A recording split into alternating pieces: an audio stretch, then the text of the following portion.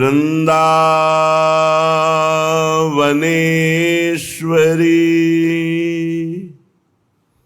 तवैव पदारविन्दम्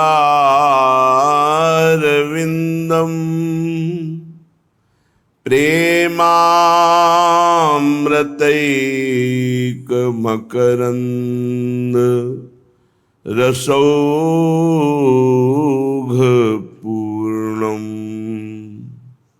हृद्यर्पितं मधुपते स्मरतापमुग्रम्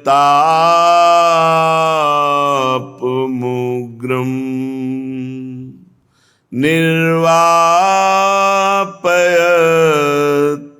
परमशीतलमाश्रयामि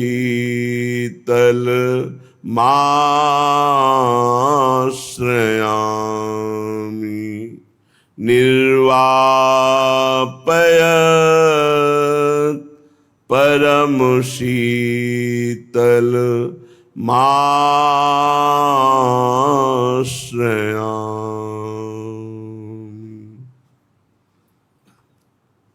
परम सच्चिदानंद घन स्वरूप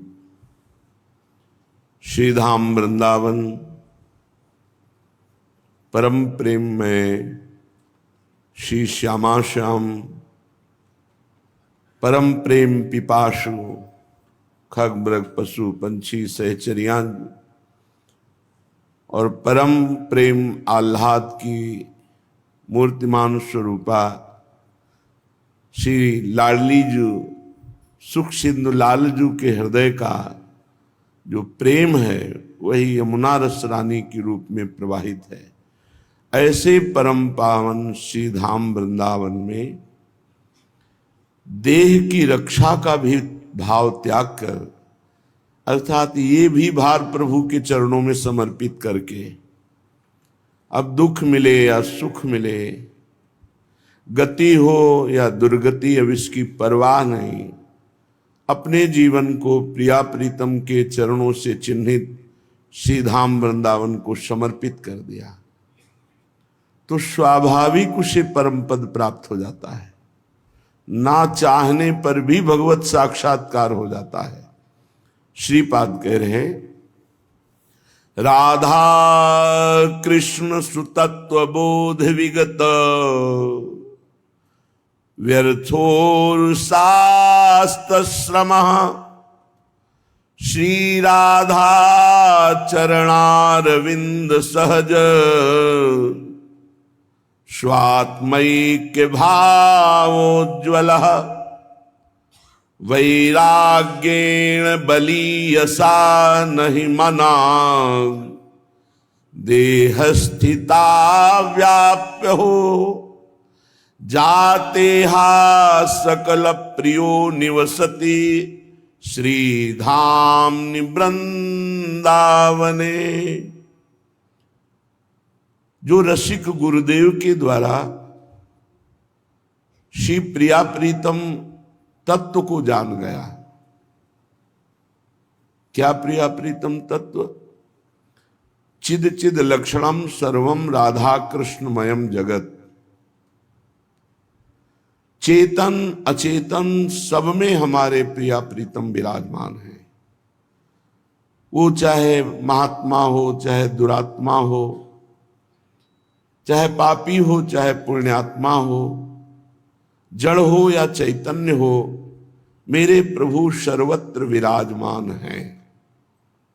अगर ये नहीं जाना तो तुम्हारी सब साधना और शास्त्र स्वाध्याय ये व्यर्थ गया। यही सवाल हल होना है। सर्वत्र आराध्य देव का भाव सिद्ध हो जाए तो वो महात्मा भगवत प्राप्त हो गया। वासुदेवा सर्वमिति सा महात्मा सुदुर्लभा।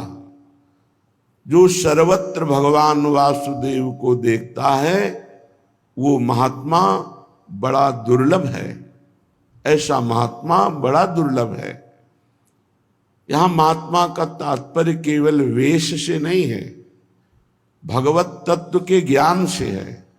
और यही भगवत तत्व ज्ञान कि जड़ में, चैतन्य में, चराचर जगत में मेरे आराध्य देव विराजमान है। श्री धाम वृंदावन का एकांत भाव से सेवन, एकांत भाव, प्राण समर्पित, बिल्कुल अपनी कोई परवाह नहीं करनी। अब वृंदावन जैसे रखे ये समर्पण कर दो, बहुत आनंदित हो जाओगे। जब तक अपनी चिंता है, अपने देह की चिंता है, अपने कल्याण की चिंता है, बहुत विलंब होगा भगवत प्राप्ति में। व्यास दास अब प्रगट बखानत, डारि भार पे भार, परम धन राधा नाम आधार। अब पूरे जीवन का भार भार में झोंक दिया। श्री जी जाने, बिल्कुल मस्त रहो। हर समय जब कहीं दृष्टि जाए तो तत्व भाव से जाए, और प्रिया प्रीतम का मधुर मधुर नाम स्मरण हो रहा। चिंता छोड़ दो, चिंता छोड़ दो। अभी तुम्हें विश्वास होने लगेगा कि प्रिया प्रीतम कैसे आपकी जिम्मेवारी स्वीकार किए हैं, कैसे आपका योगक्षेम वहन कर रहे हैं। जब तक आप अपनी चिंता करते हैं तब तक अहंकार का पर्दा होने के कारण आप ये समझ नहीं पाते कि भगवत विधान से आप चल रहे हैं। आपको लगता है मैं अपने और अपने परिवार का भरण पोषण स्वयं कर रहा हूं, इसमें भगवान कहाँ है।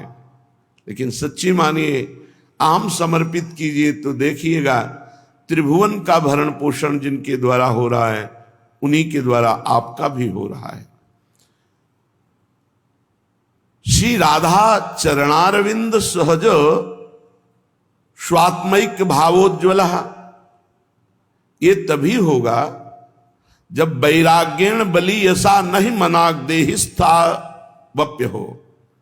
जो हम देह भाव में स्थित हैं, हमें बड़ी चिंताएं हैं, ऐसा हो गया तो क्या होगा, ऐसा हो जाए तो बहुत अच्छा है। ये सब देह भाव के अंतर्गत है। कह रहे मन में किंचन मात्र भी तुम चिंता मत करो।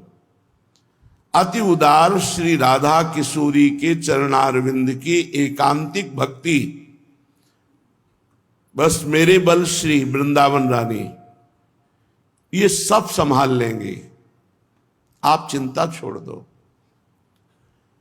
जो प्रिया प्रीतम के भरोसे होकर संपूर्ण कर्तव्य कर्म करता हुआ फल की आशा प्रभु पे छोड़कर वो बहुत जल्दी तत्व का ज्ञान प्राप्त कर लेता है, बहुत जल्दी भगवत साक्षात्कार कर लेता है। सिद्धांत से चलोगे तो मार्ग बहुत छोटा है, थोड़ी भी मनमानी तो बहुत दूर नगरी, बहुत दूर मार्ग, बहुत हो सकता है जन्म जन्म लग जाए। और सिद्धांत से चलोगे तो बहुत छोटा मार्ग है। हृदय में ही भगवान विराजमान है, हृदय में ही प्रिया प्रीतम विराजमान है। जातेहा सकल प्रियो निवसति श्रीधाम वृंदावने। बड़ा भाग्यवान उपासक है जिसका और कोई प्रिय नहीं बचा प्रिया प्रीतम के सिवा। ये खास बात है। आराध्य देव के सिवा और त्रिभुवन में हमारा कोई प्रिय नहीं है। उपासना बहुत जोर की, बहुत अच्छी स्थिति। उपास्य देव के सिवा कोई हमारा प्रिय नहीं है। इसे सिद्ध करना होगा, इसकी परीक्षा होगी। कोई में अपना शरीर भी है। उपास्य देव के सिवा कोई हमारा प्रिय नहीं। ना हमारा शरीर इतना प्रिय है जितना उपास्य देव, ना कोई शरीर प्रिय भोग, और ना कोई शरीर संबंधी। इसकी परीक्षा हो सकती है, तैयार रहिए। सकल प्रिय, हमारा समस्त प्यार एकमात्र आराध्य देव के चरणों में और फिर वृंदावन वास कर रहा है तो बहुत जल्दी प्रिया प्रीतम का साक्षात्कार हो जाता है। हमारे प्रिया प्रीतम आयातम न कुतश्चन क्वचन नो गंत्र स्मरई काम बुधौ। ये कहीं से आए नहीं है, ये कोई अवतार लीला नहीं है, ये नित्य निरंतर श्रीधाम वृंदावन रूपी महल में विराजमान रहते हैं हमारे जुगल किशोर। इन्हीं से अवतार होते हैं, इन्हीं के अंशावतार, कलावतार, विविध अवतार होते हैं। ये सबके अवतारी हैं। श्री श्यामा श्याम कहीं से आए नहीं हैं और ये कहीं जाते नहीं हैं, निरंतर वृंदावन में अखंड वास करते हैं। आयातम न कुतश्चन क्वचन नो गंत्र स्मरई काम बुधौ। हम ऐसे प्रिया प्रीतम का स्मरण कर रहे हैं जो अजन्मा है, अनादिकाल से अनंत काल तक नित्य विहार परायण है। इन्हीं के अंश से राधा कृष्ण, इन्हीं के अंश से सब अवतार होते हैं। पारावार विवर्जितेति विषमें नाद्यंत कालम लुठत। इनको समय का भी ज्ञान नहीं है, कब दिन कब रात। एक एक कल्प व्यतीत हो जाते हैं एक एक लीला में। सदैव ये प्रेम रस में मज्जन करते रहते हैं। आश्चर्य में गौरव श्यामल दिव्य कांत सहजात्याश्चर्य कैशोरकम। गौर श्याम जोड़ी अत्यंत आश्चर्यमयी किशोर अवस्था। यत्रास्ते मिथुनम मिथुंग मिलना जीवन मस्तद्वनम। मैं ऐसे वृंदावन को नमस्कार करता हूं जहां ऐसे नौ किशोर गौर श्यामल जोड़ी ना कहीं से आई है और ना कहीं ये जोड़ी जाती है, यही विराजमान है। और ये उसी को साक्षात्कार होता है जो अनन्य भाव से इनकी उपासना में चित्त को जोड़ दिया। और ये सौभाग्य हम सबको मिला।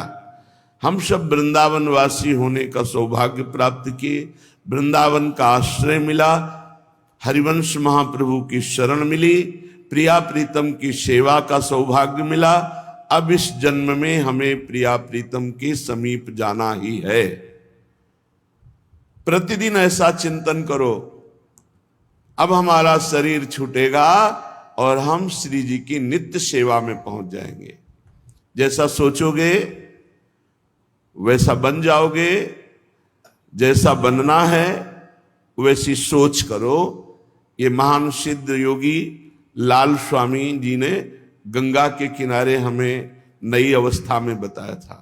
जैसा सोचोगे वैसा बन जाओगे, जैसा बनना है वैसी सोच करो। हम रोज ये चिंतन करें, हमारा शरीर पूरा होते ही हम दिव्य कांति में नवयुगल किशोर की दिव्य सेवा में पहुंच जाएंगे। हमें पास मिल गया है। ये जो हमें शरणागत मंत्र मिला, निज मंत्र मिला, श्रीधाम वृंदावन में हित सजनी से हमें जो दुलार मिला, उन्हीं के दुलार से सब संयोग बना।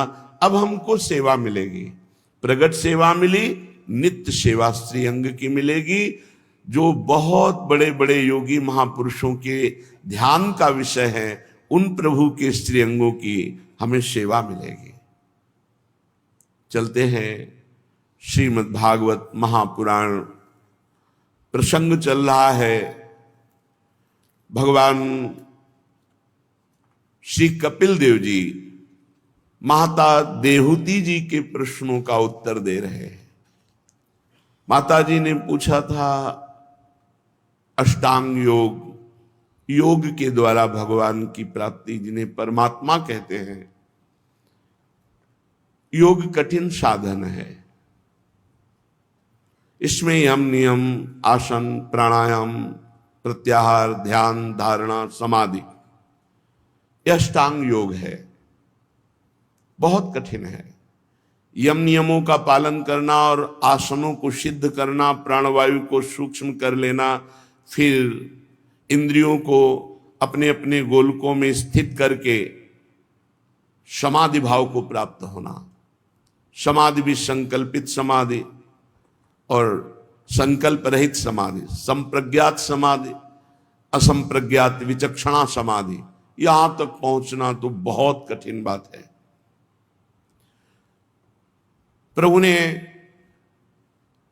ध्यान का वर्णन किया कि जब कोई उपासक यम नियमों का पालन करता है तो हृदय पवित्र होता है, मन एकाग्र होता है। उसे फिर शरीर स्थित करना पड़ता है आसनों में। 48 मिनट से प्रारंभ होता है और 3 घंटे तक अनिवार्य होता है। 3 घंटे तक बिना हिले डुले, यदि सिद्धासन पद्मासन में तो उसे साधन सिद्ध उपासक कहा जाता है।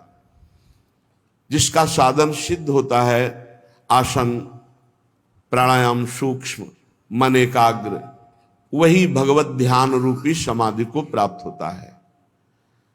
कल वर्णन किया भगवान के रूप का, आगे वर्णन कर रहे हैं। जब कोई भक्त एकाग्रता पूर्वक ऐसा ध्यान करता है जैसा कल वर्णन किया गया, तो भगवान मुस्कुराते हुए उसके चित्त का अपहरण करते हैं। ऐसी सुंदर झांकी कल सुना है आपने। भगवान खिलखिलाकर हंसते हुए उसके मन का अपहरण कर लेते हैं। तस्यावलोक मधिकम कृपयाति घोरत तापत्रयोपशमनाय निशिष्ट मक्षणों। भगवान तीनों ताप का हरण करते हुए, हंसते हुए उसके चित्त का अपहरण करते हैं जो रोज प्रभु का ध्यान करता है। अगर आप निरंतर नाम मंत्र जपना स्वीकार करेंगे तो ध्यान करना ही नहीं पड़ेगा। ये हम शुरू से कहते चले आ रहे हैं। स्वाभाविक ध्यान होने लगेगा। नाम का इतना बड़ा प्रभाव है कि रूप ध्यान के लिए आपको प्रयास नहीं करना पड़ेगा। देखिए रूप नाम आधीना, सिद्ध बात है। जब हम विवश होकर, प्रेम विवश होकर नाम जप करते हैं तो रूप स्वाभाविक आ जाता है। एक क्षण के लिए भी कभी हृदय से रूप टरता ही नहीं। राधा वल्लभ लाल को हृदय ध्यान, मुख नाम, ये एक संबंध है। जब उपासक का नाम से दृढ़ लगाव हो जाता है, रुचि हो जाती है और वह निरंतर नाम जप करता है तो रूप अपने आप झलकने लगता है। अपने आप ध्यान नहीं धरना पड़ता, वो रूप प्रकाशित रहता है। आंख खोले या आंख बंद करे, उसके सामने इंद्रनीलमणि श्याम मनोहर सात कुंभ तनु गोरी प्रिया प्रीतम झलकते रहते हैं। पी मूर्ति नयनन बसे, वो बस जाते हैं आके। खास बात है निरंतर नाम जप। अब ये जरूर है कि शास्त्र, संत और गुरुजनों के वचनों का आश्रय लेकर जो अनुभव हुआ, वो अगर बात मान लोगे तो कोई भी हो, कहीं भी हो, आपका परम मंगल होगा। ये हम चीख चीख के कह रहे हैं कि ध्यान करना बड़ा कठिन है अष्टांग योग के द्वारा। बातें बना लेना सहज है, लेकिन जो आप योग के द्वारा, ध्यान योग के द्वारा नहीं उपलब्धि प्राप्त कर सकते, वो आप नाम के द्वारा प्राप्त कर लेंगे। बहुत सुंदर बात है। जपत हरि विवश तव नाम प्रतिपद विमल, तो मनस तो ध्यान ते निमिष नहीं तरीबो। नाम जप का सीधे ध्यान से संबंध है। नाम पहारू दिवस निष्ठ ध्यान तुम्हार कपाट, बहुत ध्यान का संबंध है नाम से। जो जितना अधिक नाम निरंतर जपेगा, रूप अपने आप प्रकाशित हो जाएगा। हमारी ये बात बैठा लो, ऐसे ध्यान करने में मुनि मन ध्यान धरत नहीं पावत। देखी रूप नाम आधीना। भक्त जनों के अत्यंत घोर तीनों तापों का शांत करते हुए उनके चित्त को चुराने वाला वो रूप प्रकाशित, और हंसते हुए प्रभु दिखाई देते हैं। श्री हरि का जो हास्य है, हासम हरे रवनताखिल लोक तीव्र श्लोकाश्रु सागर विशोषण मत्युदारम। जो प्रभु का हंसते हुए ध्यान में दर्शन है, वो बड़े से बड़े शोक अश्रु सागर को सुखा देता है, जन्म मरण के दुख को मिटा देता है। बड़े बड़े मुनियों को काम मोहित कर लेता है, और हरि अपने भ्रकुटी संचालन से काम को नचाते हैं। वो हरि जब मुस्कुराते हुए भक्त के हृदय में प्रकाशित होते हैं, तीनों तापों का नाश, समस्त दुखों का नाश, और मन को चुरा लेते हैं। ये मन चोर है। अब उसके हृदय में अत्यंत प्रेमार्द भाव जागृत होता है। श्री हरि का वो हंसना, उसके चित्त का अपहरण करना, मन का अपहरण करना और मन का प्रेम में डूब जाना, वस्तुतः यही जीवन का परम लाभ है। भगवत ध्यान में पुलकित होकर अश्रुधारा चल रही, मन प्रभु में पूर्ण रूप से आसक्त हो गया, यही जीवन का परम लाभ है। इस प्रकार साधक का जब प्रभु में प्रेम हो जाता है तो हृदय भक्ति से पूर्ण होकर द्रवित होने लगता है। शरीर में कंपायमान, कपकपी आ जाना, रोमांच हो जाना, उत्कंठा जनित अश्रुधारा बहना, ये परम लाभ। ये जो पुलकावली है, जब शरीर कंपायमान होता है, रोम रोम पुलकित होता है, जन्म जन्म के मलिनताओं का सफाया हो रहा है। कभी ऐसा जीवन में हो तो उसे गुप्त रखना, किसी को बताना नहीं। आप में यदि कभी भागवतिक भाव आने लगे तो उनका प्रचार प्रसार मत करना, नहीं वहीं से बंद हो जाएंगे। बहुत से ऐसे संत महात्मा साधक जन अपने अनुभव बताते हैं आकर के कि ऐसी ऐसी स्थिति थी, अब वो बंद हो गई। उसका कारण दो ही होता है, एक वैष्णव अपराध और एक अपने मुख से अपनी स्थिति का वर्णन कर देने से। एवं हरौ भगवती प्रतिलब्ध भावो भक्त्या द्रवद हृदय उत्पुल कहा प्रमोदात औत्कंठ बाष्प कलया मुहुरर्द मानस तच्चापि चित्त बडिशम सन कई वियुंक्ते।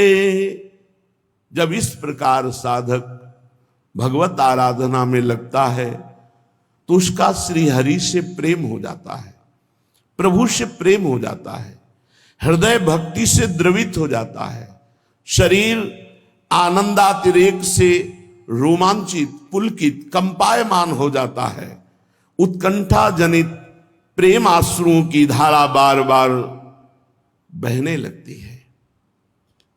फिर जैसे मछली कांटे में फंस जाती है, वो निकल नहीं सकती, ऐसे ही मन हरि में फंस जाता है, वो निकल नहीं सकता कि अब वो विषय की तरफ भाग पावे। माता जी, जैसे तेल खत्म हो जाने पर दीप शिखा अपने आप भस्म होकर राख हो जाती है, वैसे ही ऐसे भक्त के जिसका शरीर रोमांचित, अश्रुधारा, कंपायमान, हृदय भक्ति से द्रवित, उसका संपूर्ण आश्रय, विषय, राग, ये सब नष्ट हो जाता है। ना किसी व्यक्ति वस्तु का आश्रय, ना किसी व्यक्ति वस्तु से कोई आसक्ति, ना कोई भी भोग वासना, शांत हृदय। जैसे दीपक का तेल खत्म, बाती जलकर राख हो गई। अब वो ब्रह्माकार, भगवदाकार स्थिति में आ गया। उठते बैठते, चलते फिरते, खाते पीते, सोते जागते, हर समय प्रभु में स्थित है। ठाड़े बैठे परे उताना, कबीर काहे हम रहें ठिकाना। ब्रह्माकार स्थिति, भगवदाकार स्थिति। इस अवस्था के आने पर जीवत्व का नाश हो गया। अब वो जीव नहीं रहा, जीव कहा गया देहाभिमान के कारण, देह भाव के कारण। अब ध्याता, ध्यान, ध्येय, त्रिपुटी का लय हो गया। केवल ध्येय बचा, ना ध्याता और ना ध्यान क्रिया, केवल ध्येय। ब्रह्म नहीं, माया नहीं, नहीं जीव नहीं काल, अपनी हूं सुधि ना रही एक रहे नंदलाल। अपनी हूं सुधि नहीं। ये स्थिति, शरीर यंत्रवत सेवा कर रहा है, कोई शुद्धि नहीं। शुद्धि तो करुणा निधान प्रभु ने चुरा ली। एक रहे नंदलाल, केवल प्रीतम में। जैसे गोपी जनों की बेचने जा रहे दही, शुद्धि नहीं, कह रहे कोई गोविंद ले ले, कोई दामोदर ले ले, कोई माधव ले ले। ये स्थिति। अब वो अखंड परमात्मा में स्थित सर्वत्र परमात्मा का अनुभव करता है। अभ्यास से चित्त वृत्ति का परमात्मा में निरंतर जोड़ना अविद्या का नाश करना है। बहुत बढ़िया बात है। हम बार बार जो अपने मन को प्रभु में जोड़ रहे हैं, राधा राधा राधा वल्लभ श्री हरिवंश, राधा वल्लभ श्री हरिवंश, मानो एक एक नाम से हम अविद्या का नाश कर रहे हैं। एक एक नाम हमारे जन्म जन्मांतर से भरी हुई जो अहंकारमयी अविद्या है, देहाभिमानमयी अविद्या है, मोहमयी अविद्या है, उसका नाश हो रहा है। इसी को दूसरे रूप में नवयोगेश्वरों ने वर्णन किया। जैसे कई दिनों का भूखा आदमी जब एक एक कवल अन्न पाता है तो क्षुधा निवृत्ति तुष्टि पुष्टि होती है। ऐसे ही एक एक भजन में संसार से वैराग्य स्वरूप का बोध, भगवान से प्रेम। पर बहुत जब भजन करेंगे तब अनुभव होगा। काम तो एक एक भजन से शुरू हो गया, राधा राधा, एक एक नाम काम कर रहा है, संसार से वैराग्य स्वरूप का ज्ञान और प्रभु से प्रेम। पर जैसे कई दिनों का भूखा आदमी एक दो कवल से अनुभव नहीं होता, जब आधा पेट हो तब समझ में आता है। ऐसे ही जब कम से कम 24 घंटे में 12 घंटे स्थिति तो रहे तब समझ में आए क्या है भगवदानंद, परमानंद। माता जी, अभ्यास से, योगाभ्यास से बार बार मन को जब प्रभु में लगाया जाता है तो इससे अविद्या का नाश होता है, अज्ञान का नाश होता है और वो दुख सुख से रहित परमानंद की स्थिति, परमात्म तत्व का साक्षात्कार करने की तरफ आगे बढ़ रहा है। जितना भजन होता जा रहा है उतनी हमारी यात्रा आगे बढ़ती चली जा रही है। अब जब उसे मन लय होने वाली स्थिति प्राप्त हुई, पहले तो मन लगाने वाला अभ्यास किया, अब मन लय होने लगा। अब उसकी स्थिति ऐसी हो गई जैसे मदिरा पिए हुए पुरुष को, अधिक मदिरा पान किए हुए पुरुष को ये पता नहीं कि मैं कहां गिरा हुआ हूं, मेरे शरीर में वस्त्र है कि नहीं है। ऐसे ही उस जिसका मन लय हो चुका है प्रभु में, उस सिद्ध पुरुष को ये पता नहीं रहता कि मेरी देह बैठी है या खड़ी है या कार्य कर रही है, कुछ ज्ञान नहीं है। मन तो प्रभु में लय है और यंत्रवत देह से चेष्टाएं हो रही। उस परमानंद स्वरूप की स्थिति का वाणी के द्वारा वर्णन नहीं हो सकता। अब उसका शरीर तो चलता है पर पूर्व जन्म के प्रारब्ध के अनुसार, भक्त का भगवान के अनुसार। जब तक उसका प्रारब्ध शेष रहता तब तक वो जीवित रहता है और क्रियाएं भी होती रहती, खान पान सब ऐसे, पर वो यंत्रवत होती है। और जहां प्रारब्ध पूरा हुआ, शरीर छूटा, परम पद को प्राप्त हुआ।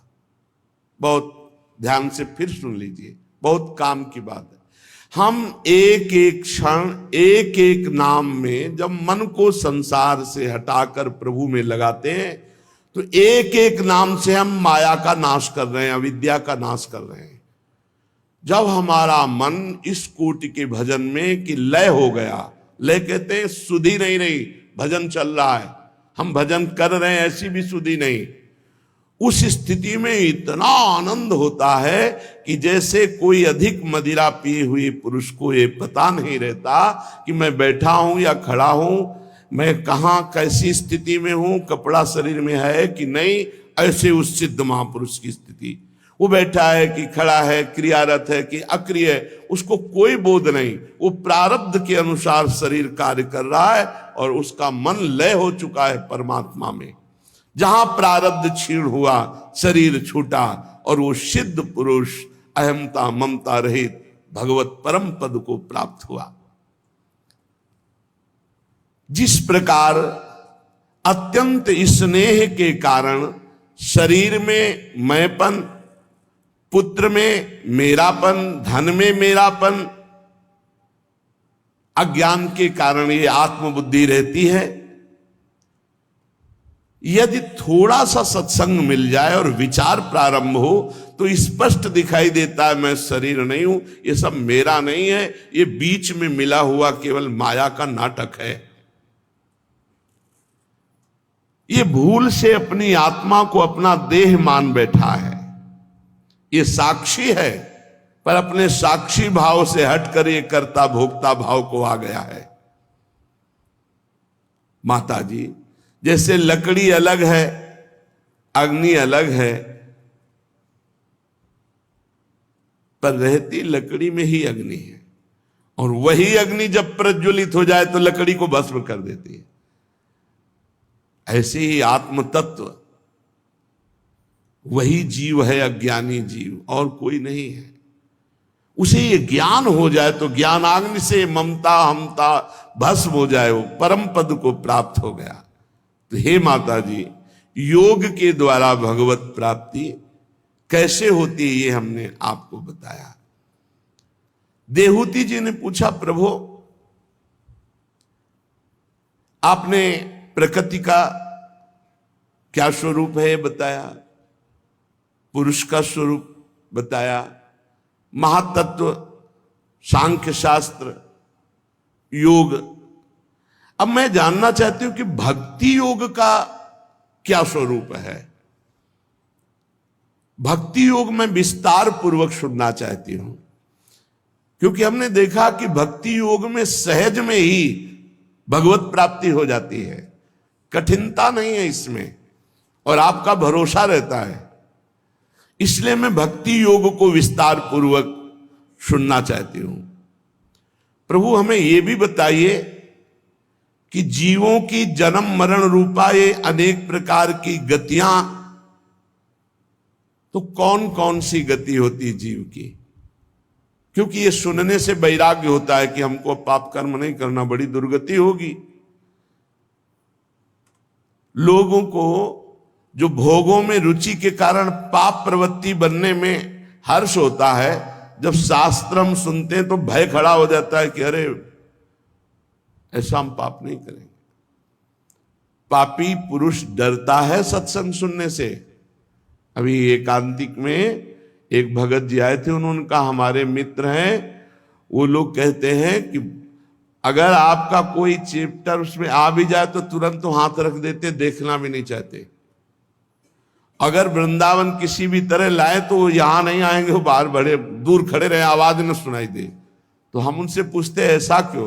बोले बाबा की आवाज आ जाएगी अगर हमारे कान में तो हमारा सब छूट जाएगा, इसलिए हम सुनना नहीं चाहते।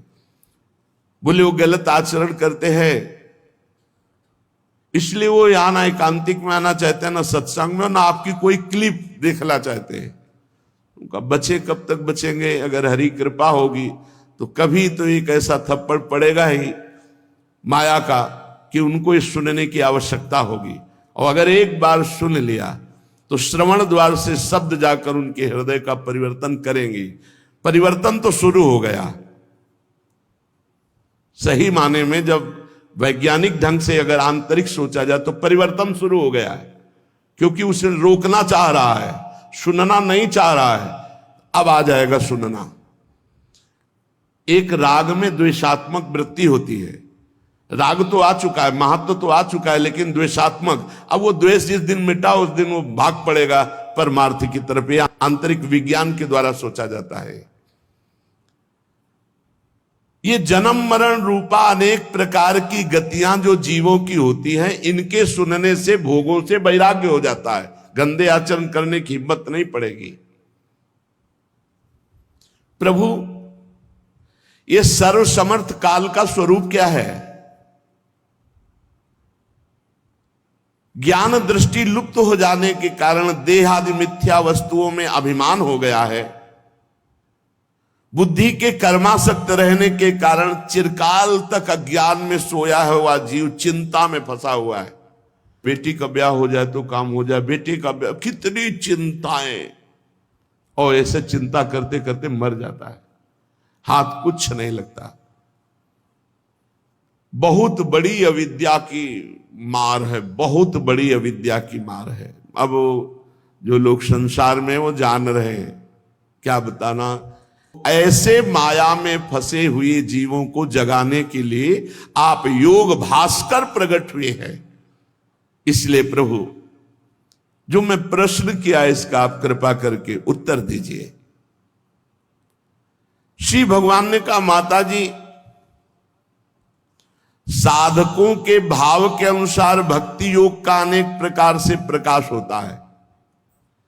साधकों के भाव के अनुसार भक्ति योग का अनेक प्रकार से प्रकाश होता है। भक्ति योगो बहुविधो मार्गैर्भामिनि भाव्यते स्वभाव गुण मार्गेण पुंसाम भावो विभिद्यते अभिसंधाय यो हिंसाम दंभम मात्सर्यमेव वा संरंभी भिन्न दृग्भावम मयि कुर्यात् तामसः। जो भक्ति तो करता है, बहुत ध्यान से सुनना, पर भेददर्शी है, बहुत व्यवहार की सिद्धि, ये व्यवहार की सिद्धि है। जाति पक्ष का अभिमान रखना, कुलाभिमान में, विद्वता का अभिमान में, साधना के अभिमान, कभी कभी बहुत अपवित्र बुद्धि आ जाती। गए गए, ये सब में श्री भगवान है, किसी का भी अपमान करोगे तुम्हारी भक्ति गई। ये बहुत सूक्ष्म विषय, किसी का भी कभी, किसी जीव को भी नहीं, किसी जीव को भी घृणित भाव से मत देखो, उसमें भी भगवान है। जो भेददर्शी है और क्रोधी पुरुष है और हृदय में हिंसा का भाव रखता है, दंड देने का। भजन है, माला चल रहा है, तो जरूरी नहीं कि भगवान की प्रसन्नता के लिए चल रहा है, उसके कई कारण हो सकते हैं। माला चलाकर अपनी वासना की पूर्ति, माला चलाकर किसी का अनिष्ट करने का भाव, बहुत विचित्र विचित्र खोपड़ी है। इतना कठिन भजन और उसका दूसरे का मंगल करने के लिए प्रयोग कर देते हैं। ये जो मारण, वशीकरण, उच्चाटन, ये सब जपई के द्वारा होता है, इनमें मंत्रों का अनुष्ठान होता है और बड़ी पवित्रता से मंत्र जापक जब जप करके और संकल्प करता है कि इसका अनिष्ट हो जाए तो पक्का अनिष्ट हो जाएगा, लेकिन उसका अनिष्ट हुआ तो उसका अनिष्ट तो पहले ही हो गया जिसने अनिष्ट किया। ऐसे हैं जो भेददर्शी है, क्रोधी है और दूसरों की हिंसा का भाव रखते हैं और मात्सर्य, जलते रहते हैं ईर्ष्या में, और भगवान का भजन भी करते हैं। ऐसा नहीं कि भजन नहीं करते, भगवान कहते हैं कि वो मुझसे अपनापन भी रखते हैं, तो वो तामसिक भक्त है, भगवान की प्राप्ति नहीं होगी। तामसिक भक्त को भगवान की प्राप्ति नहीं होती। क्योंकि वो दूसरे से भेद दर्शन करता है, वो हिंसा का भाव रखता है। भजन केवल भगवान की प्राप्ति के लिए होना चाहिए। भजन कहीं मान प्राप्ति के लिए, किसी को कष्ट देने के लिए, किसी का नाश करने के लिए, किसी का अमंगल करने के लिए कभी संकल्प मत होने देना मन में। नहीं, वो भक्ति का स्वरूप तामसिक हो जाएगा। तामसिक भक्ति से भगवान की प्राप्ति नहीं होती। जो भगवान का प्रेम है वो तामसिक भक्ति से प्राप्त नहीं होता। दूसरा, जो पुरुष विषय के लिए भजन करता है, भोगों के लिए, यश के लिए भजन करता है, हमारा नाम रोशन हो जाए और मेरी प्रतिमादि का पूजन करता है, लेकिन लोगों से व्यवहार बड़ा कड़ुआ करता है। श्रद्धा है उसकी भगवान की प्रतिमा में, लेकिन बाहरी व्यवहार बड़ा उसका अमंगल रहता है, वो राजसिक भक्त है। ऐसे भक्तों को भी भगवत प्रेम की प्राप्ति नहीं होती।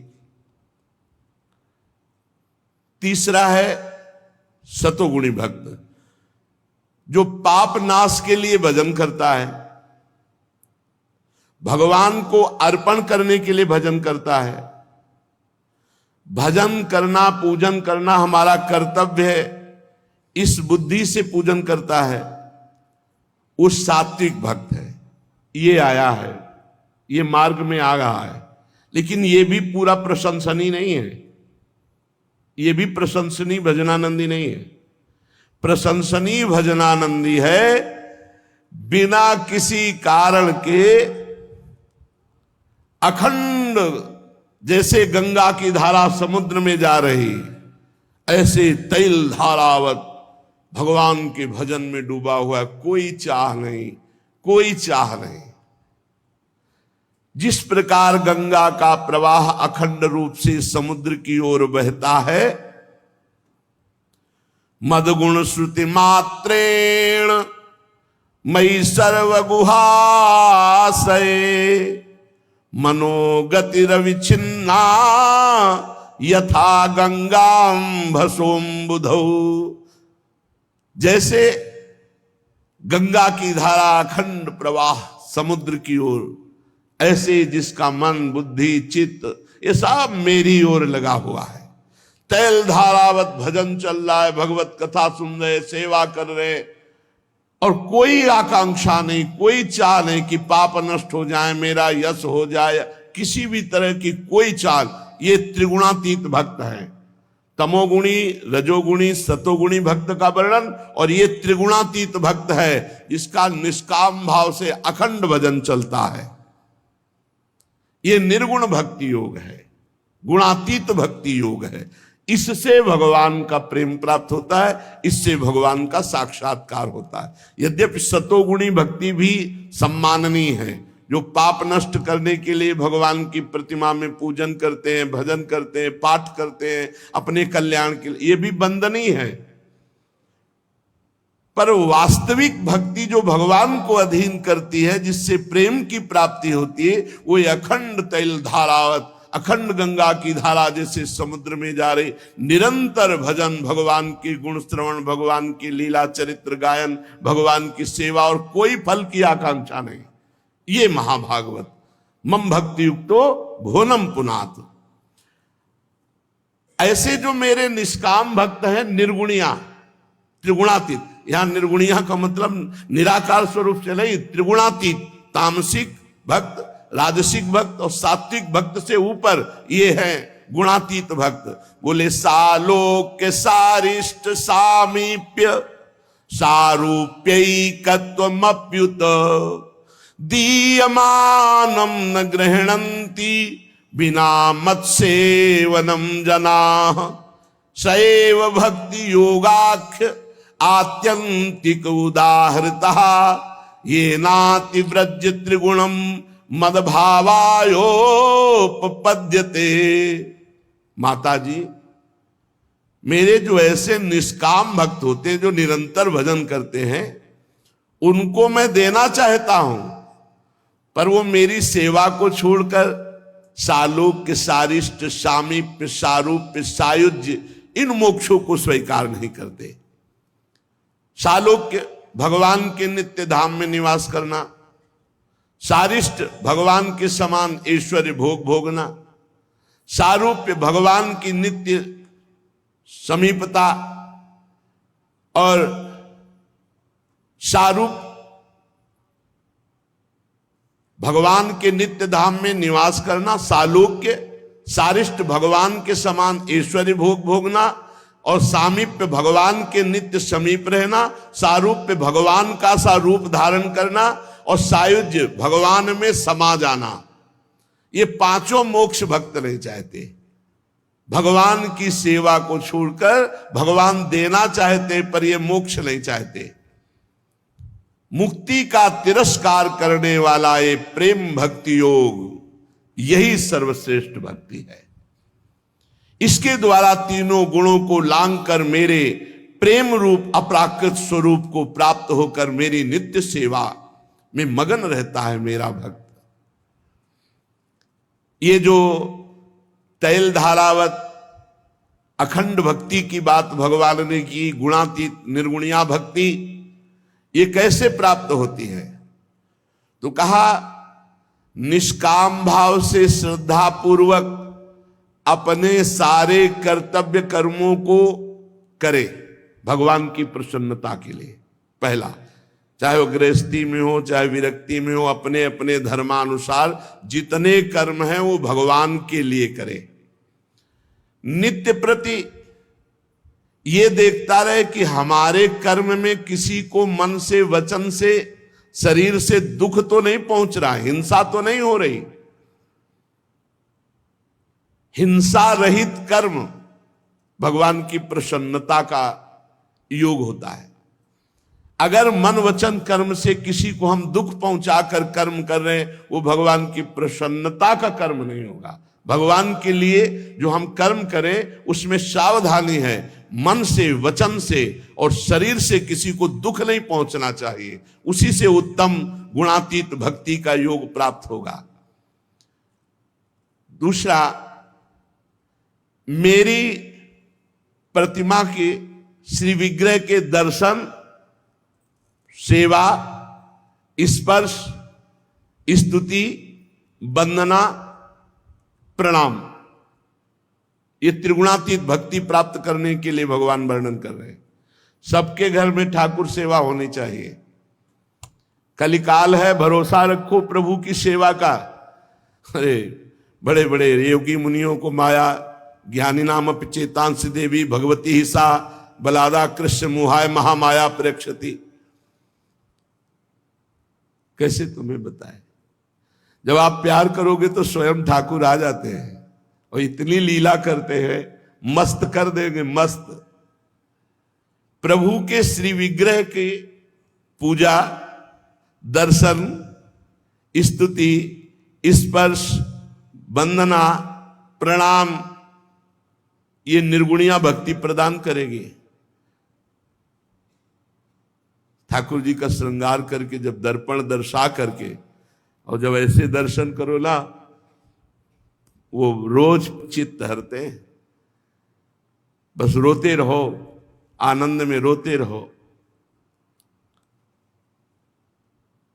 सब कोई ठाकुर सेवा विराजमान करो, हमारी बात मान लो। व्यवस्था ना हो तो नाम सेवा विराजमान कर लो, राधा नाम विराजमान कर लो सेवा। सेवा के बिना कोई घर नहीं होना चाहिए, सेवा के बिना कोई साधक नहीं, सेवा होनी ही चाहिए। हमारी बात मान लो। ठाकुर जी विराजमान कर लो, अंतिम में वो तुम्हारी देख रेख कर लेंगे, अंतिम में देख रेख कर लेंगे। वो जिनके पास कोई सेवा के लिए नहीं है, ठाकुर जी विराजमान कर लो, जब तक हाथ पैर चले तुम सेवा करो, इसके बाद वो सेवा करेंगे। देख लेना, आप हमारी बात को देख लेना। वो किसी न किसी रूप में आके तुम्हारी सेवा संभाल लेंगे। हम आपसे सच्ची कहते हैं, जितना आपसे हाथ पैर चले अपने ठाकुर को दुलार कीजिए, बाद में वो आपका दुलार करेंगे, आप रोते रहोगे, इतना दुलार करेंगे। कितना सौभाग्य आपको राधा नाम छूने को मिलता है स्नान जब करते हैं, आपको प्रभु का स्पर्श मिलता है। प्रभु सर्वत्र भी तो श्री विग्रह में तो मूर्तिमान विराजमान है। बहुत विचित्र, बहुत विचित्र, अति विचित्र भगवंत गति। अनुभव कीजिएगा, जब आप प्यार करोगे तो पता चलेगा कैसे खेलते हैं आपके संग। प्रभु के श्री विग्रह को विराजमान करो, स्पर्श, पूजा, स्तुति, वंदना, प्रणाम, सेवा, इससे निर्गुणिया भक्ति प्राप्त हो गई, त्रिगुणातीत। और तीसरी बात, समस्त प्राणियों में मेरी भावना। चौथी बात, भोगों का आकर्षण, त्याग, वैराग्य। कुछ भी भोग लगाना हो तो आप पहले मत पाना। पहले पाना जानते हो कैसे होता है? गरम गरम चीज देखियो, पहले ही आपने जो है मन के द्वारा नहीं, तुरंत मन के द्वारा पहले भोग में पहुंचाना है।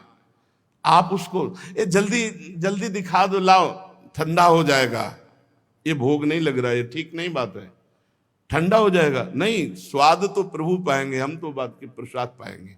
पहले सब प्राणियों में भगवत भावना, और किसी भी भोग के लिए लालायित ना होकर उच्छिष्ट के लिए लालायित होना। यज्ञावशिष्ट, यज्ञावशिष्ट पाने की अभिलाषा रखना, मनिया नहीं। यज्ञावशिष्ट भगवत और भगवत भक्तों के पाने के बाद जो जूठन बचे वो पाना। उसमें जो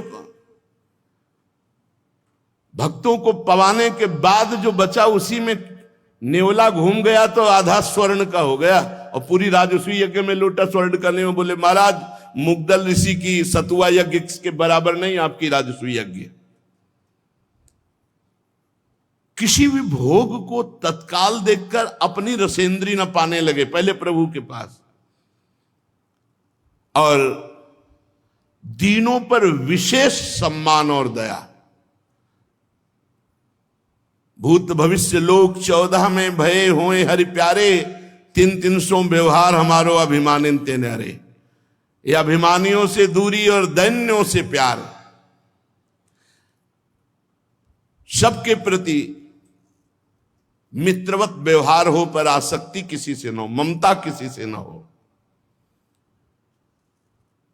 यम नियमों का पालन, शास्त्रों का स्वाध्याय, और भगवान के नाम का उच्च स्वर से कीर्तन। नाम संकीर्तनाच में उच्च स्वरस्तम। नाम संकीर्तन ऐसा करना चाहिए कि गले की नसें फूल जाएं, चेहरा लाल हो जाए नाम उच्चारण करने में। लेकिन ये किसी भक्त का ही होगा। लड़ाई हो तो ये लक्षण आ जाएंगे। किसी मोहल्ले वाले को या पड़ोसी से लड़ना हो तो ये लक्षण आ जाएंगे कि गले की नसें फूल जाएंगी, चेहरा लाल हो जाएगा। जोर जोर से गले की नसें फूल जाएं तो फांसी से बच जाओगे यमराज की। नामोच्चारण उच्च स्वर से, भगवान नाम कीर्तन जब हो, जब कीर्तनिया बाबा परम पूज्य जो श्रीनिमार्ग संप्रदाय के जब अपने आते थे धाम में, जब राधा नाम कीर्तन में थे तो आधा घंटा में कहते अब तो हम गर्म हुए हैं, बंद करने को मत कहना। आधा घंटा में तो हमारा घंटा 2 घंटा नाम, यहां तो 24 घंटे नाम कीर्तन चलता है। खूब उच्च स्वर से नाम कीर्तन करो। उच्च स्वर से नाम कीर्तन करने से मन सरल हो जाता है, मन प्रभु में लगने लगता है। और नाम संकीर्तनम यस्य सर्व पाप प्रणाशनम, सारे पापों का नाश नाम संकीर्तन से हो जाता है। जो बड़े बड़े तीर्थों के अवगाहन से भी महापाप नहीं नष्ट होते, वो नाम कीर्तन से नष्ट हो जाते हैं। और संत महापुरुषों की संगति से ये निर्गुणिया भक्ति कैसे प्राप्त होती है? बोले हिंसा रहित कर्म से, और मेरे श्री विग्रह के दर्शन, स्पर्श, पूजा, स्तुति, वंदना, प्रणाम, लोगों में मेरी भावना करने से, भोगों के प्रति आकर्षण त्याग से, अभिमानियों से दूर और दैन्य पुरुषों का सम्मान करने से, और आत्मज्ञान प्रदान करने वाले शास्त्रों के श्रवण से, और मेरे नाम के उच्च स्वर कीर्तन से, संत पुरुषों के संग से, और भागवत धर्म का अनुष्ठान करने से चित्त शुद्ध हो जाता है और धीरे धीरे वो मेरे में लगने लगता है। जिस प्रकार वायु के द्वारा उड़ करके जाने वाला गंध अपने आश्रय पुष्प से घ्राणेन्द्रिय तक पहुंच जाता है। ध्यान से सुनिए, पुष्प कहां है और वायु उसकी सुगंध को लाकर हमारी घ्राणेन्द्रिय तक पहुंचा देती है। उसी प्रकार जब ये भक्ति योग किया जाता है तो चित्त परमात्मा को घसीट लेता है, परमात्मा चित्त में आकर प्रकाशित हो जाता है। बहुत सुंदर बात कह रहे भगवान, बहुत सुंदर कह रहे मैं जीव रूप से मैं ही स्थित हूं। पकड़ो, अहम सर्वेषु भूतेषु भूतात्मा अवस्थिता सदा तमवज्ञाय माम मर्त्यः कुरुते अर्चा विडंबनम यो माम सर्वेषु भूतेषु संतमात्मानमीश्वरम हित्वार्चाम भजते मौढ़्या भस्मन्नेव जुहोति सः। मैं सबके हृदय में जो जीव का आ जाता है ना, वो मैं ही हूं। इसलिए जो सब भूतों का अनादर करता रहता है, लड़ाई झगड़ा द्वेष करता रहता है, तिरस्कार करता रहता है, और मेरी प्रतिमा में बड़ी बड़ी कीमती चीजों से पूजन करता है, मैं उस पूजन को स्वांग मानता हूं। मैं उस पूजन को स्वीकार नहीं करता, क्योंकि मैं सबके हृदय में विराजमान जीवात्मा रूप से मैं ही हूं। जो मोहवश मेरी उपेक्षा करके मेरा अपमान करता है, जीवों के रूप में हिंसा करता है। एक बता रहे थे कि वो बहुत ठाकुर सेवा करते, सब करते, पर मांस खाते और शराब पीते हैं। कहते मेरी मौज, मैं ऐसे भक्ति करूंगा। तो भगवान कह रहे हो पूजा स्वांग मात्र है, उसकी की हुई पूजा मैं स्वीकार नहीं करता। जैसे भस्म में किया हुआ हवन व्यर्थ जाता है, ऐसे उसकी की हुई पूजा व्यर्थ जाएगी। भगवान के वचन इसलिए व्यर्थ जाएगी। आज्ञा पर चलो, सब जीवों में भगवान है। आप जीवों को उबाल उबाल के खाओगे और कहोगे हम भगवान को सोने का हार पहना देंगे, तो भगवान सोने से प्रसन्न होने वाले नहीं। 4 लाख योजन का एक ही पहाड़ है भगवान की सृष्टि में, और रत्न गर्भा पृथ्वी को कहा गया है। जैसे ये सफेद मिट्टी पीली मिट्टी, ऐसे सोने चांदी की खाने हैं पृथ्वी में। भगवान को तुम्हारे किलो 2 किलो सोना से प्रसन्नता नहीं हो जाएगी। आचरण पवित्र रखो। जो भेददर्शी अभिमानी पुरुष दूसरे जीवों के साथ वैर दुश्मनी रखता है, मैं ही सबके शरीर में विद्यमान हूं, तो मेरे से द्वेष करता है, प्रतिमा की पूजा करता है, उसे कभी शांति नहीं मिल सकती। उसकी मैं पूजा स्वीकार नहीं करता। फिर कह रहे हैं माता जी, जो दूसरे जीवों का अपमान करता है, वो बढ़िया से बढ़िया सामग्री से मेरी पूजा करे, तो मैं उससे कभी प्रसन्न नहीं होता। अहमुच्चावचैर्द्रव्यैः क्रियोत्पन्नया नघे नैव तुष्येर्चितोर्चायां भूतग्रामावमानिनः।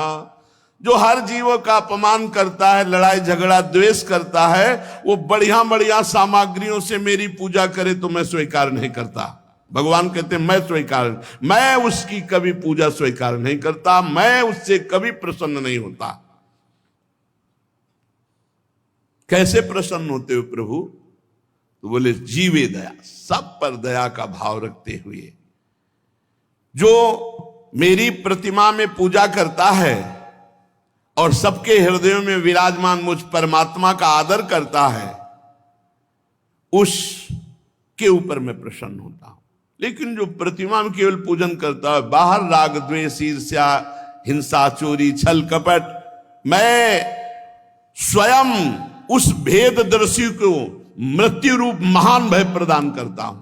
अब लो नसानी अब ना न सही, आज तक गलती हुई, अब गलती नहीं करूंगा, तुम्हारा मंगल हो जाएगा। पर भगवान की पूजा का भरोसा रख करके खूब पापाचरण करो, दुर्गति होगी। भगवान कह रहे हैं मैं उसे मृत्यु रूप काल रूप दंड दूंगा, मैं उसे भय प्रदान करूंगा। अतः हे माता, अथमाम सर्वभूतेषु भूतात्मानं कृतालयम् अर्हये दानमानाभ्यां मैत्राभिन्नेन चक्षुषा। हे माता जी, संपूर्ण प्राणियों के हृदय रूपी घर में छुपा हुआ मैं सब देखता रहता हूं, इसलिए संपूर्ण प्राणियों को दान मान व्यवहार पूजन उनका सम्मान, इससे मैं प्रसन्न हो जाता हूं।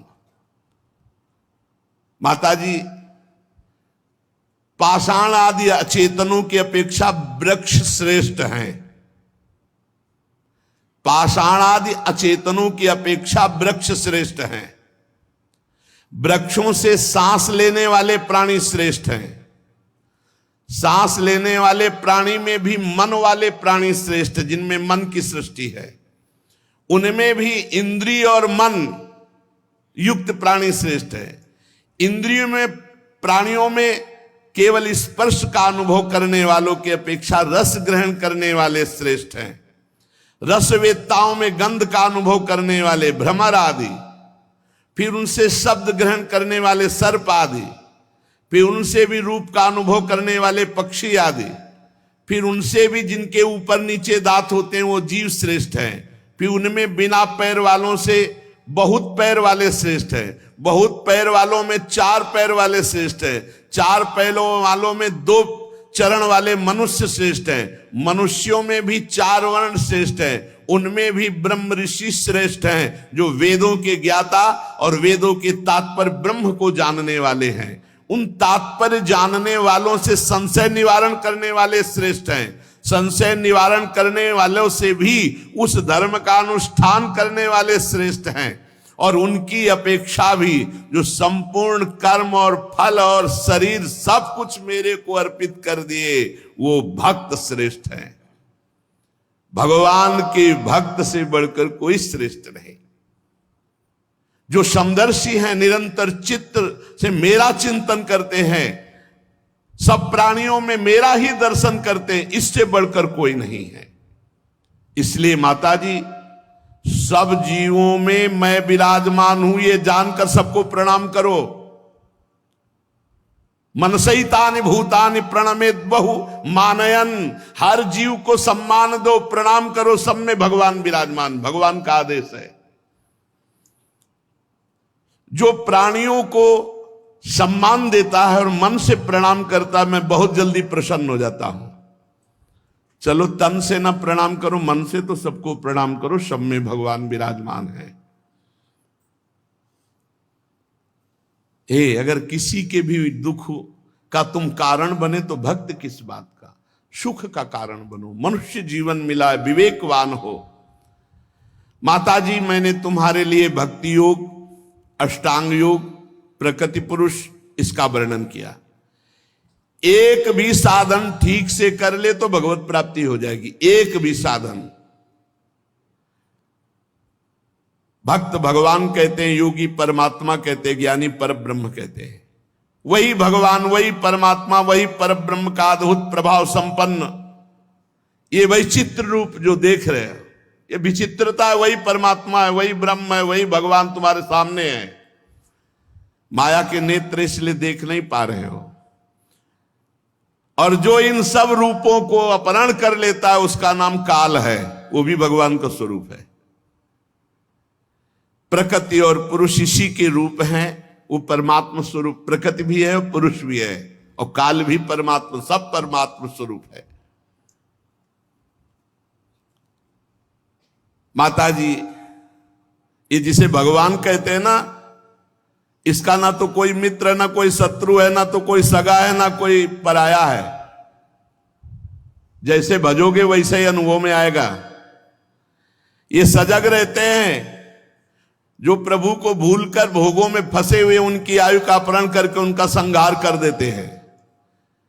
इन्हीं के भय से वायु चलती, इन्हीं के भय से सूर्य तपता है, इन्हीं के भय से इंद्र वर्षा करते हैं, इन्हीं के भय से तारे चमकते हैं, इसी से भयभीत होकर औषधियां, लताएं, वनस्पति समय समय पर फल फूल धारण करते हैं। इन्हीं के डर से नदियां बहती हैं, इन्हीं के डर से समुद्र अपनी मर्यादा में रहता है, इन्हीं के भय से अग्नि प्रज्वलित होती है, पर्वतों सहित पृथ्वी जल में नहीं डूबती। इन्हीं के शासन से आकाश जीवित है, प्राणियों के श्वास प्रश्वास के लिए अवकाश देता है। इन्हीं से संपूर्ण आवरणों युक्त ब्रह्मांड का विस्तार है। ये सारा चराचर जगत भगवान के अधीन है। इसलिए धन्य है उसका जीवन जिसने अपने चित्त को भगवान में अर्पित कर दिया। कपिल भगवान ने कहा, हे माता जी, जिस प्रकार वायु के द्वारा उड़ाया जाने वाला मेघ समूह उसके बल को नहीं जानता, उसी प्रकार विभिन्न योनियों में दौड़ा दौड़ा करके भुगताने वाले काल को कोई नहीं जानता। काल बड़ा प्रवीण है, एक भी सेकंड का ऐसा कर्म नहीं जिसको काल तुम्हें फल न दे। काल माने समय, समय आने दो फल तुम्हें देगा। बढ़िया खेती बो रहे हो, आनंदित अभी वर्तमान में रहो, आगे तो जो फल आएगा निहाल हो जाओगे। और बुरी खेती बो रहे हो तो अभी जलो, और आगे जो फल आएगा वो तो भोग भोग करके रोगे, ऐसा फल आएगा। एक सेकंड भी कर्म का हिसाब आपका चूक नहीं पड़ेगा, समय आने पर भोगना पड़ेगा। वो काल है समय। जीव सुख की अभिलाषा से जिस जिस वस्तु को बड़े कष्ट से प्राप्त करता है, उसी उसी को भगवान काल नष्ट कर देते हैं। हर जीव को जो भगवान से विमुख है उसे अंत में शोक ही करना पड़ेगा, पछताना ही पड़ेगा, रोना ही पड़ेगा। इसका कारण मंदमती जीव यहां आया है भजन करने के लिए, भगवत प्राप्ति के लिए, भूल गया नाशवान शरीर और उसके संबंधी घर खेत पत्नी पुत्र में मोहवश अपना मान करके समय नष्ट कर दिया। अब उसको दंड मिलेगा।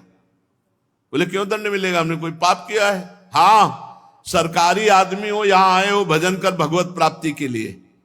कई बार कहा जैसे सरकारी आदमी को विदेश भेजा जाए सरकारी कार्य के लिए, अब वो कहे हम अकेले तो नहीं जाएंगे, तो बोले तुम्हें गाड़ी बंगला सब मिलेगा, अपना परिवार भी ले जाओ, चलो लो, पत्नी लो, पुत्र लो। अब वहां जाके 20 वर्ष रुका, जब लौट के आने का समय आया तो पूछा गया सरकारी काम, बोले वो तो नहीं हुआ, 2 बच्चे और पैदा किए, पढ़ाया लिखाया, उनका ब्याह किया, ये सब के। बोले इसके लिए भेजा था, ये तो तुम्हारी रहनी थी, मेन जो आप आए थे वो सरकारी काम के, यहां किस लिए आए थे?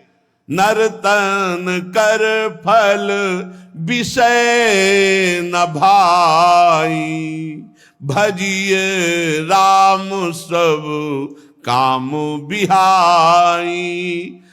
ये शरीर मिला था साधन धाम मोक्ष कर द्वारा भगवान ने भेजा, और पाई न जे परलोक संहारा सो परत दुख पावई। अब उस विदेश जाने वाले आदमी को सरकारी जेल होगी, तुमने सरकारी सुविधाएं भोगी लेकिन सरकारी काम नहीं किया, इसलिए तुम्हें दंड मिलेगा। तो यहां जितने भी मनुष्य हैं अपने कर्तव्य का पालन करते हुए परमात्मा प्राप्ति के लिए आए हैं। मोहवश वो इस नाशवान शरीर को मैं मान लेता है, इसके संबंधियों को अपना मान लेता है, धन खेती मकान पत्नी पुत्र मेरा, और भूल गया भगवान का भजन। कौन भगवान किस लिए आए थे?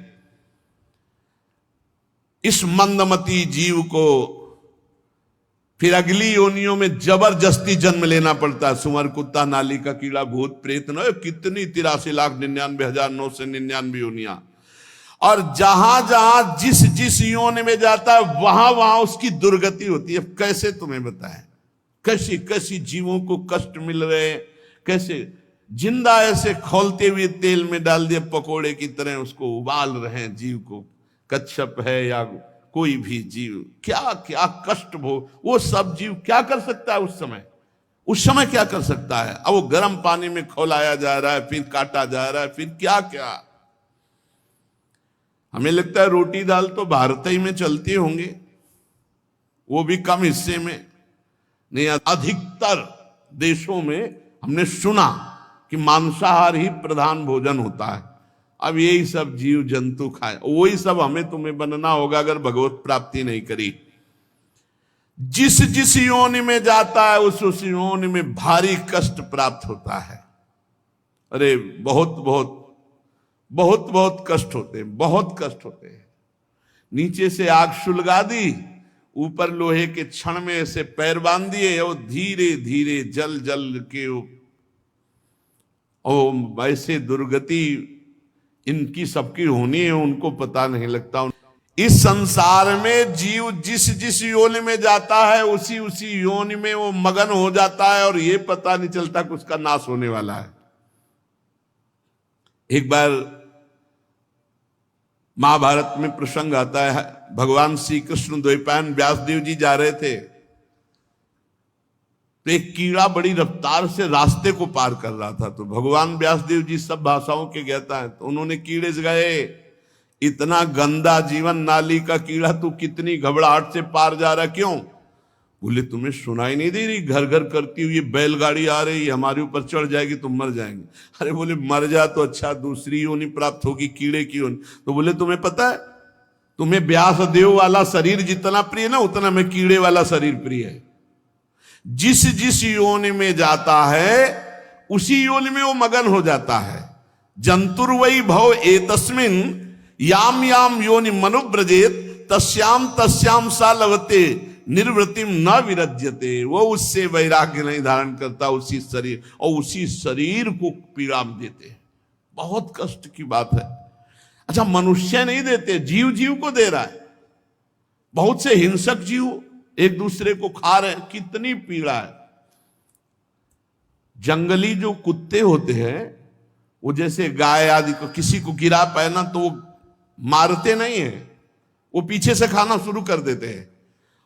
जब तक उनकी छाती तक नहीं पहुंचते तब तक वो कराहते रहते हैं, आधा खा जाते हैं वो, तब वो मरते हैं। मतलब सिंह आदि तो पहले गला दबाकर मार देते हैं, लेकिन ये जो हिंसक भेड़िया हैं, कुत्ते हैं जंगली, ये कितना उस जीव को कष्ट, विशाल का शरीर भैंसे का, और वो पीछे से खा रहे हैं। अब 10, 15, 20 मिनट में जितने भी हैं वो खाते खाते जब आगे पहुंचेंगे दिल तक, तब उसके प्राण जाएंगे। तब तक कितना भारी कष्ट, जरा सा नोच के देखो कितना कष्ट लगता है। वैसे बहुत दुर्गति अन्य योनियों में है। ये भगवान की माया से ऐसी मोह से युक्त हो जाता है कि विष्ठा का कीड़ा भी बनने पर उसे ऐसा ही सुख मिलता है जैसे इंद्र को। इंद्र अपने शरीर को, तो विष्ठा का जो कीड़ा का शरीर है वो उसको उतना ही आनंद है। हमें तुम्हें लग रहा है घृणा के, उसको उतना ही आनंद है। ये मनुष्य शरीर प्राप्त करके वो महामूर्ख है जो शरीर में, स्त्री में, पुत्र में, घर में, पशु में, धन में, बंधु बांधवों में आसक्त हो करके मनोरथों में शरीर को पूरा कर रहा है, भजन नहीं कर रहा है। बड़ा मूर्ख है, बहुत भोगना पड़ेगा। इस शरीर के पोषण की चिंता से संपूर्ण अंग जल रहे हैं। अरे बुद्धि भ्रष्ट हो जाए तो सब नष्ट हो जाता है। रात दिन केवल खान पान की ही चिंता, भोग की चिंता। हमें मरना है, भगवत प्राप्ति करना है, ये कोई बातें नहीं है दिमाग में। यहां तो सत्संग है, धाम है, तो यहां तो जागृति। गांव में देखो आप, बहुत जो बड़े भगत कह जाते हैं 2-4 अगरबत्ती लगा दिए, बस हो गए, बस दिन भर वही प्रपंच के कार्यों में रति। शरीर पोषण की चिंता में लड़कवा को पढ़ाना, बिटिया का ब्याह, परिवार के कर्तव्य बढ़िया है, लेकिन ये भगवान के मानकर करो। चिंता क्यों करते हो? नाम जप करो, मेहनत करो। भगवान बहुत सुंदर निर्णय देते हैं, पूरी सृष्टि का पालन पोषण कर रहे हैं। अब करोगे पाप और चाहोगे मंगल तो कैसे हो जाएगा? वो इनकी चिंता में संपूर्ण अंग जलते रहते। दुर्वासना से दूषित हृदय तो बुढ़ापा में भी वो पापई का चिंतन करता है। बड़ी समस्या है। ये मत सोचो कि बुढ़ापा में जितेंद्रिय हो जाओगे, नहीं नहीं, बहुत सावधान। शरीर इंद्रिया साथ नहीं देती और पाप वासना बढ़ती चली जाती हो, ऐसे कार्य बन जाते हैं पूछो मत। और जब जवानी होती तो भजन में मन नहीं लगने देते, कौन? भोग वासना। और छोटे छोटे बच्चों की तोतली बातें, इतना मन फंस गया कि कब जवानी व्यतीत हो गई और कब बुढ़ापा गया पता नहीं चला। अब सावधानी खूब बरत रहा है पर दुख बढ़ता चला जाता है। फिर वो हिंसा वृत्ति के द्वारा धन संचय करके उन लोगों का भरण पोषण करता है। जो लोग उसका साथ नहीं देंगे नरक में भोगना पड़ेगा। माता जी जीविका चलाने के लिए लोभवश वो दूसरों का धन छीनता है, दूसरों का पाप करता है। जब उसका वो प्रयत्न नहीं चलता, कुटुंब के भरण पोषण में असमर्थ हो जाता है, तब दरवाजे पर बैठा लंबी लंबी सांसें छोड़ता है, चिंतातुर होता है। जैसे बूढ़े बैल को कोई हरियाली और हरी घास और बढ़िया दाना चारा नहीं लगाता, ऐसे उस बूढ़े को नहीं, भगवान की चर्चा ली, भगवान का लाभ ली, बड़ी बुरी दशा, बड़ी बुरी दशा हमने देखी है। देखिए वयोवृद्धों के से मिलकर के जब भ्रमण कर रहे थे, इसलिए फिर भी उसे वैराग्य नहीं होता। माता जी जिसका पालन उसने किया था वो अब उसे पाल रहे हैं। वृद्धावस्था कारण शरीर बिगड़ गया, रोगी हो गया, मंद बुद्धि पड़ गई, भोजन नहीं मिल रहा, पुरुषार्थ कुछ हो नहीं रहा, मरने जा रहा है, फिर भी उसको भगवान याद नहीं आ रहे, भजन याद नहीं आ रहा। वही लड़का बच्चा परिवार के प्रति उसकी आसक्ति होती है। अब जब मृत्यु का समय निकट आता है तो श्वास प्रश्वास की नलिकाएं कब से रुकने लगती हैं, आंख चढ़ जाती है, बड़ा कष्ट होता है श्वास लेने में, घुरघुराहट होती है, श्वास नहीं लेते बनता, बहुत आसक्ति बुरी होती है। अब वो बोल नहीं सकता, बूढ़ा मूढ़ मरने जा रहा है, स्वजन के लोग उसे अचेत देख रहे हैं। उस समय भयंकर नेत्र, जिनके देखने मात्र से पेशाब और शौच छूट जाती है। यमराज के 2 दूत आते हैं, वो पिटाई अंदर करते हैं कि मलमूत्र सब त्याग देता है। दृष्ट्वा त्रस्त हृदया स्रकन मूत्रम विमुंचति, मलमूत्र छूट जाता है, इसी पिटाई होती है। और जिसलिए राधा राधा कृष्ण कृष्ण पिटाई विटाई नहीं होती। भगवान के पार्षद आते, जैसे हाथी के गले से फूलों की माला छूट गई, ऐसे शरीर छूटा भगवान के धाम को, कमाई कर ले होश में। अब वो कुटुंब के पोषण में लगा हुआ जो वृद्ध है, उसकी पिटाई यमदूत करते, मलमूत्र का त्याग करता है, फिर उसको बांध करके यम पास में और बलात् यमलोक की लंबी यात्रा तय कराते हैं। रास्ते में घुड़की, रास्ते भर में शरीर कांपता है, और रास्ते में जिन्होंने दूसरे जीवों को नोच नोच के खाया वो सब भयंकर रूप धारण करके मिलते हैं। वो नोचते हैं उस पापी को, वो व्याकुल होता है। ऊपर से यमदूतों के चलते हैं कोड़े, घुड़की, मार, और नीचे दावानल, ऊपर लू, सबसे ऊपर तपती हुई सूर्य की गर्मी। ऐसी अवस्था में एक बूंद पीने के लिए जल नहीं, भोजन नहीं, विश्राम नहीं, छाया नहीं। अब वो आगे बढ़ने की शक्ति नहीं रहती, यमदूत घुड़कते और मार पिटाई करते उसे चलना पड़ता है। अब वहां तो न मरना है और न मूर्छा है, मार मार के जब चेतना आती फिर उठता है, फिर मार। यमदूत उसे शीघ्रता पूर्वक यमपुरी को ले जाते हैं, और यमपुरी का मार्ग यहां मृत्यु लोक से 99,000 योजन है। योजनानाम सहस्त्राणी नवतिम नवचाध्वना त्रिभिर्मुहूर्तैर्द्वाभ्याम वा नीतः प्राप्नोति यातना। 3 मुहूर्त में तय करना होता है। 3 मुहूर्त, बहुत कम समय। 3 मुहूर्त में, ये बहुत कम समय वाले में मुहूर्त। यमलोक का 99,000 योजन यहां से है मृत्यु लोक से। 1 योजन का मतलब 4 कोस। 99,000 योजन, 1 योजन 4 कोस, 3,96,000 कोस। अब 1 कोस में 3 किलोमीटर।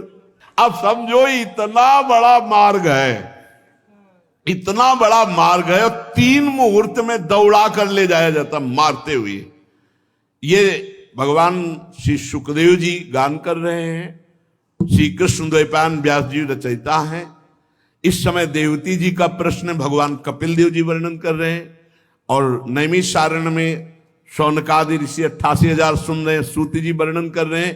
परम सत्य बात है यहां मृत्यु लोक से 99,000 योजन इतने लंबे मार्ग को 2 या 3 मुहूर्त में तय करना होता है।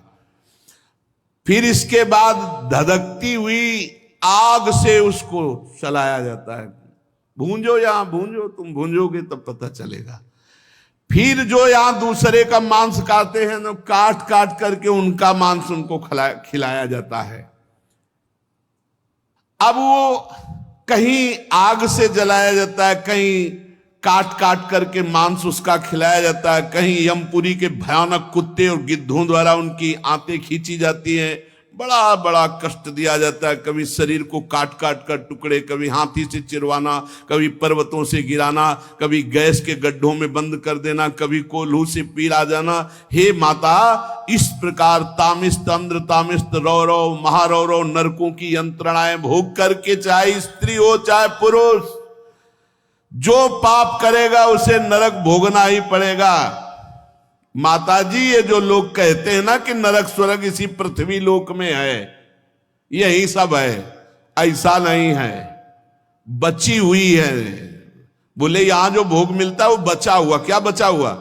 जैसे किसी भयानक अपराधी को जो सजा होती, बोले आजीवन कारावास, 5 लाख रुपया जुर्माना। अब जब जुर्माना नहीं दे पाएगा तो उसको फिर सजा में बदला जाएगा। तो ऐसे ही नरक भोगना तो है वो सजा, और जो मृत्यु लोक में उसका बचा हुआ दंड मिलता है वो समझो जुर्माना, सजा। बोले इतना कठिन? तो देख लो, यहाँ 5 मिनट की घटना का पूरा जीवन सजा काटना पड़ता है, और अगर 5 मिनट की घटना ज्यादा भयावही हुई तो फांसी की भी सजा हो जाती है। आप सोचो, 5 मिनट की सजा में आजीवन कारावास, तो इतने पाप किए हैं तो नरक में कितना हिसाब किताब होगा। इसका ब्याज भी तो है, इसका ब्याज भी है। पाप कर्म हर चंद्रायण सूर्यायण में बढ़ता है, ऐसे पुण्य कर्म बढ़ता है। बहुत होश से ये कर्म भूमि में आप आए हुए हैं। माताजी, जो कष्ट भोग कर अपने कुटुंब के ही पालन और केवल पेट पोषण में लगा रहता है, कभी भगवान का भजन, धर्म कार्य, कभी दूसरों का हित ये नहीं करता, वो पापी ऐसे फल भोगता है। फिर यहां शरीर जो छोड़ा गया है उससे उसका कोई मतलब नहीं रहता। नया शरीर यातना देह का उसे प्राप्त होता है। परिवार के लोग नहीं जानते, सो यहां पिंड दान कर रहे हो, उसको वहां नरक भोगना पड़ रहा है। नाम जप, श्रीमद् भागवत का पाठ, भगवत कीर्तन, भगवत भजन, इससे कल्याण होता है। खूब नाम जप करो जिंदा में, अपने लिए, अपने भगवान की प्रसन्नता के लिए कुछ तो कर ले। अरे मेहनत करो, हल चलाओ, रामकृष्ण हरि बोलते जाओ, क्या फर्क पड़ता है? भगवान का नाम मात्र ही आपका परम कल्याण कर देगा। तो इसलिए माताजी, मनुष्य जीवन प्राप्त करके भगवत प्राप्ति अवश्य कर ले। अगर भगवत प्राप्ति से चूका तो उसकी दुर्गति पक्की है। इसलिए खूब नाम जप करो, भगवत चर्चा सुनो, दूसरों की सेवा करो, दूसरों का उपकार वाला कार्य करो, जिससे भगवान प्रसन्न हो जाए और हमारा आवागमन चक्र रुक जाए। शेष चर्चा आगे। श्री राधा वल्लभ लाल की जय।